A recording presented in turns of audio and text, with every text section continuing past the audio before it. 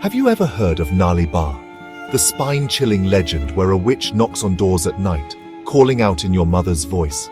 Or the woman in white, wandering along highways, waiting for an unsuspecting traveler? If these stories have made you double-check your surroundings at night, then welcome to the haunting world of Indian creepypasta. These stories have traveled across the internet, from one whisper to another, haunting anyone who stumbles upon them.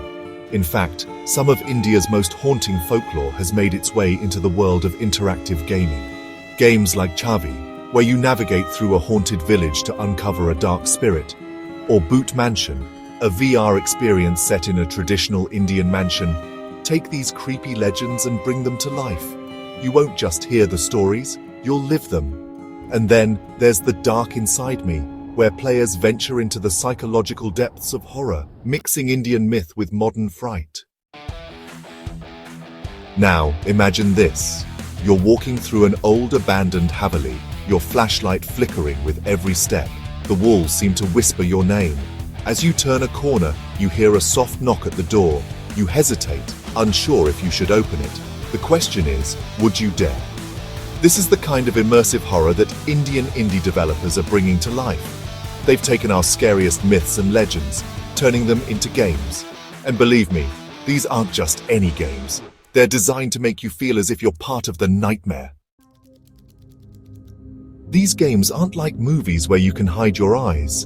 In these, you're in control, but there's no easy escape. The eerie lighting, the unexpected jump scares, the unnerving sound effects, everything conspires to put you right in the middle of the terror. It's a feeling that goes beyond simple fright. It's called digital dread.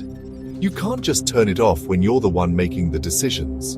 Games like The House, where players explore a creepy haunted mansion, take this sensation to another level. The terrifying spirits and unsettling atmosphere blur the lines between digital fear and real-life terror. Your mind starts to perceive danger even when it's not there, and once the game is over, don't be surprised if you start to feel like someone's watching you. That's because your brain is still on high alert.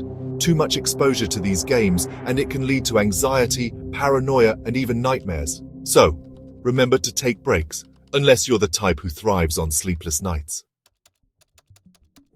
While these games are thrilling, they come with a darker side. Over time, too much exposure to disturbing imagery can desensitize your brain, making real-life horrors seem less frightening. This is dangerous, especially for younger players who might not understand the full impact of what they're experiencing. These games don't just entertain, they can alter how we perceive fear itself. Developers have a responsibility to be mindful of the content they create, and players must recognize their limits. Take Dreadout's Indian adaptation, which blends ghostly encounters with familiar folklore. It's thrilling, yes, but for some the psychological toll can be real. It's important for players to know when to step away from the game and unwind.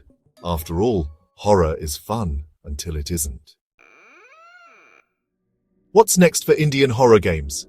Imagine strapping on a VR headset and finding yourself inside a haunted haveli, or using AR to see ghosts lurking in your very own living room. The future of horror gaming is about to get much scarier with AI-driven gameplay that adapts to your personal fears. What if the game learned exactly what terrifies you the most and used it against you? As Indian horror gaming continues to evolve, we might soon be confronting legends like Baital Ki Pidi and the ghost of Shaniwar Wada in ways we never imagined. Exciting, yet terrifying, isn't it? Fear is more than just an emotion. It's an evolutionary response designed to protect us from danger.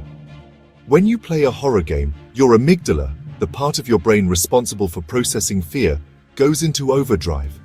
The sudden jump scares, the eerie sounds, the unknown, all of it triggers your body's fight or flight response. This is why your heart races, your palms sweat, and you feel that rush of adrenaline. But here's the twist. After prolonged exposure to fear-inducing stimuli, the brain starts to desensitize. Over time, the same games that once made you jump might lose their impact. But for others, that fear will remain, sharp and real. Are you ready to face your fears? Subscribe to Soul Spree and join me as we venture into the unknown. Hit that bell icon, and let's uncover the mysteries that lie beneath the surface of history, horror, and everything in between. But remember, some stories aren't meant to be told. Stay curious but stay cautious.